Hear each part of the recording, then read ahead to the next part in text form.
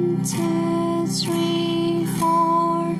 1, 2, 3, 4. 1, 2, 3, 4. 1, 2, 3, 4. 1, 2, 3, 4. So, super dali lang guys kung paano matutong tumugtog ng gitara. Yung mga itinuro ko sa inyo, makakabuo ka na ng kanta. Enjoy! Salamat at I hope marami kayong natutunan sa mga oras na ito. And please don't forget to like, share, and subscribe to my YouTube channel and click the notification bell para lagi kang updated sa aking mga videos. See you sa susunod na tutorial. Bye!